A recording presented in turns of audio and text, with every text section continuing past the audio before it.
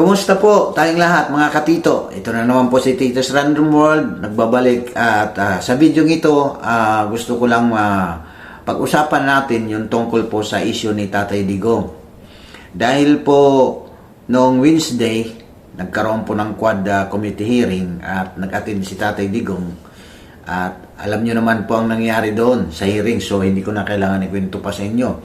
Ngayon ang gusto lang ko ditong mag-comment o mag-react dahil itong napag-isip-isip ko based on sa mga napapanood ko ng mga comment ng mga abogado. Itong Quad Committee hearing, akala ko which is yun naman talaga yung purpose nila is in aid of legislation. Pero parang kung totoo itong mga pronouncement o itong mga analysis ng mga abogado ng especially yung mga anti-admin na mga abogado, napansin na nila na itong Quad Committee hearing is not in aid of legislation but in aid of ICC investigation. Bakit po nasabi nila at bakit ko rin nakukumbinsi ako na parang tama nga ang mga napapanood natin na mga reaction, mga komentary galing sa mga ibang magagaling na abogado. Dahil nga, ang committee hearing, ang Congress, or pag may mga committee hearing, ang Congress, ito ay purpose nito ay in aid of legislation. Pero dito sa Quadcom na ito pala, ito na daw kuno ay tinatawag na in aid ng ICC investigation kasi nga, alam kasi ng ICC na hindi sila dito pwede magbulgar ng pag-iimbestiga kay Tatay Digong dahil nga, hindi na tayo sakop ng ICC at wala na silang jurisdiction sa atin. So, alam nyo naman, itong mga gustong ibagsak si Tatay Digong, itong grupo ng, alam nyo na kung sino-sino yung grupo na yan. Ayaw ko na pag-isa-isa yung pampangalan. So, nagiging kasabwat. Actually, ang Congress kasi, hindi naman lahat yan dyan ay gusto ibagsak si Tatay Digong. May isang tao lang dyan na gustong ibagsak ang mga Duterte na ginagamit itong mga congressmen, di ba? So itong ang binuo nila, so itong binuo na Quad Committee ito ay para palutang pa ng mga matitinding ebidensya daw kuno na pwede nilang gamitin laban sa ikakaso sa ICC. So paano natin nasabi at paano ko nakukumbinsi na medyo totoo nga itong mga aligasyon ng mga ilang komentarista? Dahil nga nung few days ago naggawa ako ng content o ng video about sa in-expose ni Madam Maharlika na may according to her, according sa nag-report sa kanya, mga spy niya doon sa loob ng Kongreso or whatever, na mayroon daw pumasok ng palihim dito sa Pilipinas noong October pa, mga last week yata ng October, na pinapasok dito ng pasikreto sa Pilipinas na tinutulungan ni Speaker Romualdez.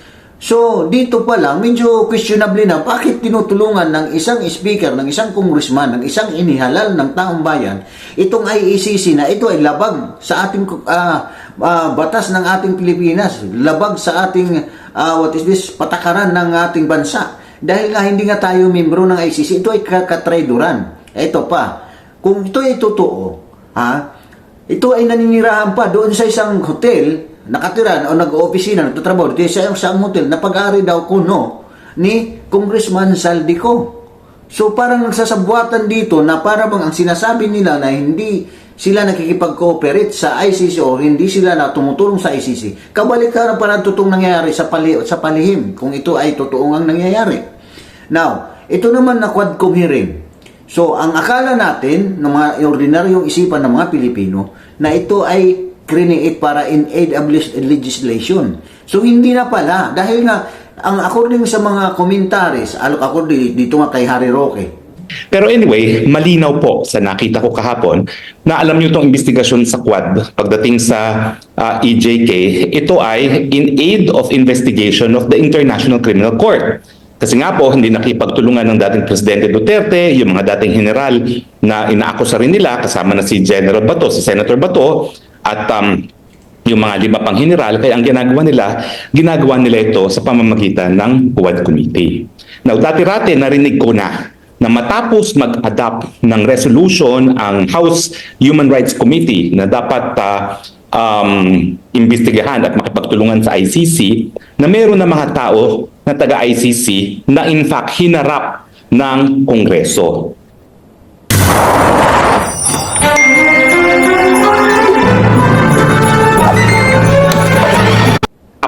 Ng Kongreso. Nakipagkita sila sa Kongreso at nangako na nakipagtulungan. Ngayon naman, may source na lumapit sa akin at kina Harlika na pinapakita pa yung mga passport ng dalawang tao kasama isang Filipino-American na nagiging translator na naririto na sa Pilipinas at nagtatrabaho daw dyan sa isang hotel na pag-aari ni Zaldico. No? So kapag pinagtugma-tugma mo itong mga impormasyon nito, para bagang ginagawa ngayon ng Tuwad Committee ang hindi magawang lantaran ng ICC investigators. Kunwari, hindi nakikipagtulungan sa ICC investigators pero lahat ng mga tanong ng ICC investigators itinatanong ng mga congressmen. Hindi ba kayo nagtataka? Lahat binabasa. Wala naman ang gagaling sa sarili nilang kaalaman. Lahat binabasa. Hindi lang yung law office na nag-aabogado kay speaker ang gumagawa ng script. Sigurado ko pati mga investigators ng ICC ay naririyan na yung mga tanong nila. No? Na ang hindi nila naintindihan, bago kasi itong crimes against humanity. Hindi to ordinary murder. Kaya nga natatawa ko yung Luis Tron na nagmamagaling, tinatanong yung mga iba't ibang klaseng principal. Hindi po sa pagiging principal ang prosecution ng crimes against humanity. By definition po, ang crimes against humanity is either widespread or systematic, targeting of civilians, at tinatarget mo sila dahil sila ay civilian. So dun sa definition pa lang, napakahirap naman na maging crimes against humanity itong mga namatay sa war on drugs kasi hindi naman sila tinarget dahil sila ay civilian. Tinarget sila dahil ito ay kabahagi na isang national police action against drugs. At alam nyo, ang buong daigdig naman po ay committed din para doon sa gera laban sa droga. Hindi lang po yan sa Pilipinas. In fact, merong isang international organization na nandyan po sa UN headquarters sa Vienna, Austria. Yung drugs, no, UN drugs body na siyang nag-uugnay, nagtutugma-tugma at nagsasama-sama, naghuhimok sa mga bansa na makipag-cooperate sa isa't isa para dito nga sa gera laban sa droga. Ibig sabihin, yung gera laban sa droga, hindi lang po si Duterte yan. Ang buong mundo kasama ang UN system ay naglunsad po talaga ng gera laban sa droga. So, ano ang tingin ko? Minahita pa sila. Kasi nga po, yung mga tanong naman nila kasi, nakatutok sa pananagutan sa ordinary murder. At si Presidente naman, dating Presidente Duterte, dahil siya ay isang abogado at isang dating piskal, alam niya yung elements ng murder. So kahit anong admission ang gawin niya, kung hindi naman niya inaamin kung sino di umano yung napatay niya, wala ka pa rin mapuprebahan. Sure, admissible yan. Pero yung admissible, ibig sabihin tatanggapin. Hindi naman po yan sapat na ebidensya para prove beyond reasonable doubt. Kasi in the first place, kahit siya'y umamin na siya'y pumatay, hindi naman sinabi kung sino yung pinatay niya. O paano mo gagamitin ngayon niya kay Presidente sa pagkamatay ni Juan de la Cruz? Hindi naman niya sinabi na akong pumatay kay Juan de la Cruz o ako nagpapatay kay Juan de la Cruz. Pero, yung criminal crimes against humanity, para nga ikaw ay masintensyahan para dyan, kinakailangan ipatunayan mo na tinarget yung mga biktima dahil sila ay sibilyan. Hindi po yan mapupurebahan pagdating sa war on drugs kasi yung pag-target nila hindi dahil sila ay sibilyan, kung hindi, tinatarget nila yung mga nagtutulak ng droga sa ating lipunan. Now, ang hindi pa nila naintindihan, kahit anong imbita ni Presidente, sige mag-imbestiga kayo, ang katotohanan, ang kapangyarihan ng isang hukuman na mag-imbestiga ay nakadepende kung siya ay meron tinatawag na legal competence. Kung meron ba siyang legal na basihan para mag-imbestiga at maglitis. Yan ang tinatawag na jurisdiction. Kaya nga po dalawa po yung jurisdiction na yan, no? Yung subject matter, yung krimen mismo at saka dun sa tao. Pero dito sa ICC, dahil nga ito ay isang tratado na hindi naman mandatory, no? Hindi sapilitan sa mga bansa at ang mga bansa ay hindi rin pinipilit na manatili sa ICC kung sila ay naging miyembro ng ICC, binibigyan sila ng kapangyarihan na bumitiw sa ICC. Ang only requirement is lahat ng mga investigasyon na nasimulan na magpapatuloy. At ang investigasyon ay po pwedeng simulan kung ang pagsisimula ng investigasyon ay sa loob ng 1 taon matapos siya mag-deposito na kanyang instrument of withdrawal. Ngayon, bakit wala ng jurisdiction ng ICC? Kasi yung investigasyon na sinimulan ng prosecutor at hiningi niya ng permiso sa hukuman ay nangyari dun sa pangalawang taon matapos na tayo nagdeposito ng ating instrument of ratification. Meron ng kaso na ganyan, yung Burundi, kaya lang baliktad ang nangyari. Yung sa Burundi, yung investigasyon ng prosecutor ay nangyari sa loob ng 1 taon matapos bumitiw. Kaya sabi ng hukuman, yung pre-trial chamber, po pwede magtuloy at merong jurisdiction ang ICC. Pero sa case naman ng Pilipinas, baliktad. Sinimulan matapos yung 1 taon, kaya wala na siyang jurisdiction. Sa kahit anong imbita ni Presidente Duterte sa mga taga-ICC na mag-imbestiga, bali wala po yan. Dahil ang legal competence ng hukuman, hindi po yan sang-ayon sa kahit anong sasabihin ng kahit sino, kung hindi nakabase po yan dun sa tratado na Rome Statute. Ang tanong, kailan ba sinimulan ang preliminary investigation laban kay Duterte na taga-Pilipinas na isang bansa na bumitiw na sa ICC? Kung ang investigasyon ay nasimulan sa loob ng 1 taon matapos ang deposit of instrument of ratification, sabi ng kaso ng Burundi, magtutuloy ang investigasyon. Kung ito ay labas sa 1 taon, wala ng jurisdiction at yan nga ang kaso ng Pilipinas. So kahit anong sabihin ni Presidente, pumasok kayo, sige, litisin niyo ako.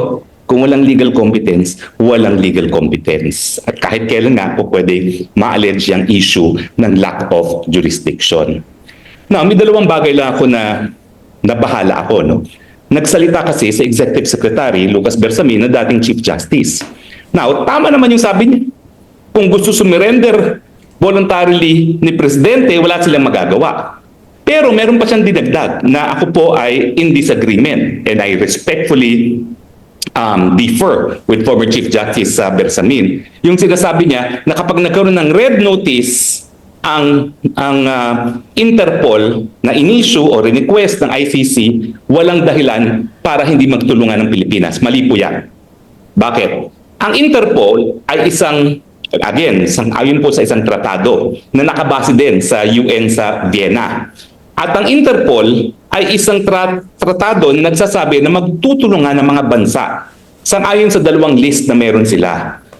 Yung unang list ay blue list. Yan yung kinakailangan lamang na bigyan ng notice kung pumasok yung isang tao na may kaso sa isang bansa. At yung kasong yon dapat hukuman, ha? Kaso sa hukuman. Dapat merong nalabag na batas na linilitis. O di naman kaya, napatunayan na at meron ng parusa. Yung red list naman is kapag meron ng warrant of arrest or meron ng sentensya laban sa isang tao.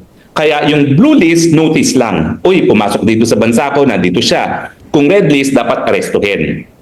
Now, ang sabi niya, kapag na ICC daw nag-issue ng red list sa Interpol, wala silang magagawa kundi makipagtulungan. Mali po yan. Bakit? Unang-una, hindi po kabahagi ng Interpol ang International Criminal Court. Malinaw po yan. Yan ay kasunduan sa panig ng mga bansa. Hindi po bansa ang International Criminal Court. Pangalawa po, yung pagsuserve ng warrant of arrest ng ICC, yan po yung nakadepende pa rin sa Pilipinas.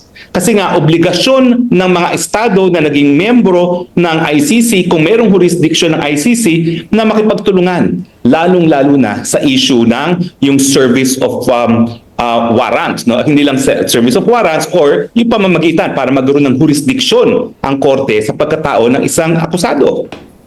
So, mali po yan. Kung ang ICC ay mag-i-issue ng warrant of arrest, hindi po yan dadaan sa Interpol. Hindi po yan subject to blue or red notice kasi hindi bansa ang ICC. Yan po ay po pwedeng masilbi lamang dahil may obligasyon ng Estado na naging miyembro o miyembro ng ICC na makipagtulungan. Pero itong obligation nga na to cooperate, na makipagtulungan, yan ay may bisa lamang sa loob ng 1 taon matapos mag-deposito ng instrument of ratification. At dahil nga po, nasimulan ng lahat ng proseso, sa pangalawang taon, wala ng obligasyon ang Pilipinas para makipagtulungan. Anong implication kapag nakipagtulungan pa rin? Sabihin natin, wala nga jurisdiction at nakipagtulungan ng Pilipinas. linalabag po niya ang soberenya ng Pilipinas. At kapag ang isang pulis ay sumunod sa utos na dakipin ang presidente sang-ayon sa order ng ICC, yan po ay kidnapping, serious illegal detention. Bakit po? Kasi kinakailangan ang warrant of arrest issued by a Philippine judge. At ang ICC warrant of arrest ay issued by a foreign judge na kung tayo ay miyembro pa ng ICC, po pwedeng makonsidera na parang isang warrant of arrest na inisyu ng hukuman din sa Pilipinas. Pero dahil hindi na nga po tayo miyembro at paso na at wala, nung nagsimula ang investigasyon at nawala na nung jurisdiction ng hukuman, naku po, illegal detention na po ang mangyayari dyan kapag inaresto nila ang presidente. Sang-ayon sa bisa ng warrant of arrest na naging produkto ng isang preliminary investigation na nagsimula nang wala ng jurisdiction ang ICC. So marami tayong na mga komentary na napapanood natin na scripted kahit nasa bunganga mismo ni Barbers, ni Congressman Barbers. Ito yung isang chairman din to, na nalala nyo yung before ng Tuesday yata yung nagkaroon siya ng press conference, nadulas siya na gusto natin masiguro makita na kung itong sila ay mayroon mga script. So which is parang naniniwala na tayo scripted dito dahil lahat sila, kung mapansin nyo yung mga nagtatanong na mga congressman doon sa Quad Committee hearing, lahat may binabasa. So hindi sila nagsasalita na sa kanilang sarili lang, may binabasa sila. At mapapansin mo yung mga tanong nila halos isa lang, paulit-ulit lang ang tanong, ang purpose lang is mapaamin si Tatay Digong. Ngayon, kahit napansin nyo na nilalaro siya, nilalaro ni Tatay Digong yung mga congressman, napansin nyo yan na nilalaro. Alam paano ko nasabi na ako hindi ako abogado, pero siyempre may talino naman tayo, may talento naman tayo na umintindi sa kung ano ang nakikita natin. Itong gusto kong ipakita sa ipaliwanag sa inyo, no? Bakit sinabi ko na nilalaro ni Tatay Digong?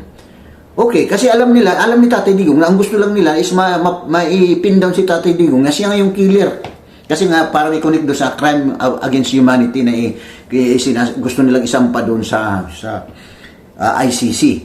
Now, ang sabi ni Tatay Digong, pinapatay ko talaga yan, marami akong napatay. Minsan sinabi niya 6, minsan 7.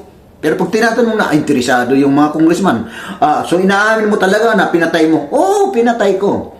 Pero ito ngayon, pag tinatanong na siya, anong mga pangalan ng mga pinatay mo? So, doon, hindi ni Tatay Digong inaamin kung sino yung mga pinatay niya. Dahil, umamin siya ng pumatay. Pero ang tanong, sino? At ito pa nga, according sa NBI director, napanood ko yung interview. Ano daw ang kwenta ng pag-aamin ni Tatay Digong ng former president na marami siyang pinatay kung wala naman nare-receive ng mga complainants. Wala naman mga complainants. Wala naman nagsasabi na isa ang pinatay yung ano ko. Totoo yan. So, walang kwenta yung pag-aamin ni Tatay Digong na yun yung parang excited sila doon sa pag-aamin ni Tatay Digong. Pangalawa, itong what is this? Itong war on drugs ni Tatay Digong, ito ay inaproban kasi sabi nga nila, nag-finance pa ito for 6 years ang Kongreso. So, aprobado ito ng gobyerno. Kumbaga ano to, yung hindi to yung illegal na ginawa na war on drugs. So, ang crime of humanity, ito yung tinatawag na pag-atake sa mga sibilyan, pagpatay sa mga sibilyan. Pero ito kasi, war on drugs, ito ay against doon sa mga kriminal, sa mga drug lords, na which is alam niyo naman ito, sa buong mundo. Ito nga si President-elect Trump, nag-declare na rin ng war on drugs. So, may nabasa pa ako na parang halos pareho ng style nung kay Tatay Digong war on drugs sa panahon niya.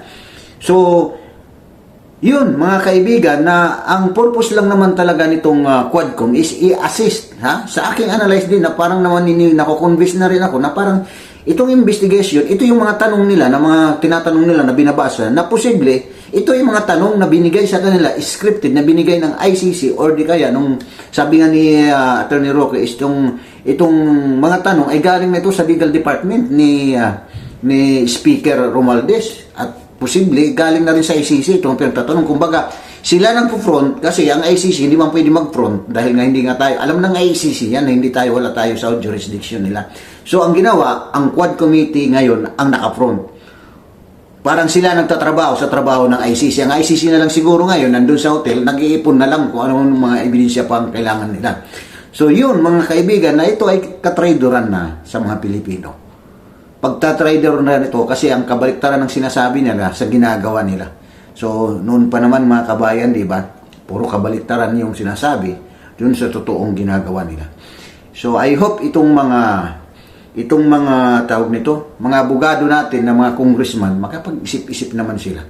Makapag-isip-isip nila kasi nga kung ang ilang ginagawa ay para lang sa kagustuhan ng isang tao at kapalit ay suhol at nakakalimutan nila yung sinumpaan nila sa mga Pilipino. Dahil ito, kung totoo itong mga aligasyon, ito ay malinaw na pagtatraidor sa ating bansa at pagtatraidor sa mga Pilipino. Dahil dapat talaga tayo ang protektahan at ikakabuti ng bansa ang kanilang ginagawa. Hindi yung ikakabuti ng ibang tao o ng ibang bansa. At pangalawa, mukhang mali o talagang may pananagutan sila kung mapapatunayan na itong ginagastos ng mga ICC dito sa Pilipinas ay ginagastos ang pera ng taong bayan. Dahil itong trabaho ng ICC ito ay hindi ito kagustuhan ng mga Pilipino, ito ay kagustuhan lamang ng ilang tao na gusto lang ibagsak si Duterte. Di ba? So, bakit natin nasabi na wala tayo sa jurisdiction ng ICC? Dahil nga noong 2017, kumalas na nga tayo sa panahon ni Tatay Digong at nag-effect yan noong 2018. At ngayon pa lang silang gusto magsampa ng kaso o mag-iimbestiga dahil wala na. Kasi wala ng jurisdiction. So, pinipilit nila yan. At maraming abogado minsan na ito ba talaga mga abogado pa talaga sila? Or talagang namimersonal lang na gusto lang nila i-insist ng mali? Para lang sa kagustuhan ng personal interest, mga paghihiganti. Baka sa makapaghiganti lang. So, kasi kung totoo tama itong ginagawa, dapat naman pa nag-materialize na ito. Ilang taon na. Kung sakali man, I hope naintindihan nyo yung paliwanag ni Attorney Harry Roque. Kung sakali man, maging successful itong plano nila na makaano sila sa ICC, at ang ICC magparesto kay Tatay Digong, tansya nyo ba, hindi ito mag-create ng kaguluhan? Alam nyo bakit? Kasi marami tayong marurunong ng mga abogado dito sa Pilipinas. Dahil nga, kung kikilos ang Interpol kasi mga kaibigan, sa aking pagkakantintindi, kikilos lang sila sa pag-aresto kung may warrant of arrest na inisyo galing sa foreign court. Sa ibang bansa, mga taga-ibang bansa or foreign court na inisyo yung warrant of arrest. So, in the case of ICC, sabihin na lang natin, i-shortcut natin yung ICC ng issue ng warrant of arrest. Magiging illegal detention yun. Pag hinuli ng mga pulis, alam niyo bakit? Ng Interpol Police, alam mo bakit? Kasi nga ang ICC, wala nga silang jurisdiction sa atin, hindi tayo nila sakop. So, ano yung walang bisa yung warrant of arrest na issue nila dahil wala silang karapatan sa atin dahil hindi nga tayo sakop. So, lalabas nun, illegal detention nga. Diba? So kung ang mga Pilipino hindi nito maintindihan at siguro panahon na siguro na manood tayo at manaliksik para maintindihan tayo na hindi tayo gawing mukhang tanga ng mga tao na gusto lang magpabagsak sa mga Duterte. Kasi ginagawa na tayo itong tanga. Aminin natin itong mga tao ito pinipilit nila na intindihin natin, na paniwalaan natin sila na ang sinasabi nila ay tama. So kung hindi po tayo nito magsasaliksik, kawawa to yan dahil ang totoo naman ito is for personal interest lang ng iilan ang gustong mangyari na idinadamay lang, ginagamit lang ang kanilang impluensya, ang pera ng gobyerno para lang maging successful sila doon sa mga masama nilang adhikain or personal na interest nila. At isa pa doon, alam naman natin yung pagbagsak sa mga Duterte. So, pero alam nyo mga kaibigan, pag ginawa man nila ito yung sinasabi nilang katapusan na nila. Kasi nga, alam nyo bakit? Tansya nyo ba? Nakita nyo na? Nung panahon ng hearing, ang daming dumagsa ng mga Pilipino at lalo na hiningaan ko yung mga Muslim sa Rizal Park. Ang dami. So, ano pa lang yun? Sabi nga, patikim pa lang yun sa kanila. So, warning pa lang sa kanila yun na huwag silang magpumilit. At itong Quad Committee, sana lang, mga kababayan, na ma-dissolve na ito or matanggalin na ito. Dahil nga, ngayon halata na natin na hindi ito pala ay aid for legislation, kundi aid of ICC investigation. So kalukuhan na yan, pagtatraidor na yan. Ginagamit ang pera ng taong bayan, tinatayador na ang mga Pilipino. So, wala na rito ano ang Pilipino, makukuhang kabutihan dito sa Quad Committee hearing na ito. Ang may pakinabang lang nito, yung mga congressman na nandun na bumubudal, siyempre, natural. At tansya natin, may mga suhol yan, mabuti yung piso-piso na suhol lang yan. May mga kapalit yan, milyon. So, kaninong milyon yun? Pera ng taong bayan at dyan tayo nabubuisit. So, maraming salamat sa inyong panonood mga kaibigan. Pakishare na lang ng video na ito para at least ma-aware din ang iba, magkaroon ng awareness at doon pa sa hindi pa nakapag-subscribe sa akin channel, mag-subscribe na lang po tayo para ma-update kayo sa susunod ko pang video na i-upload. God bless us all. God bless the Philippines.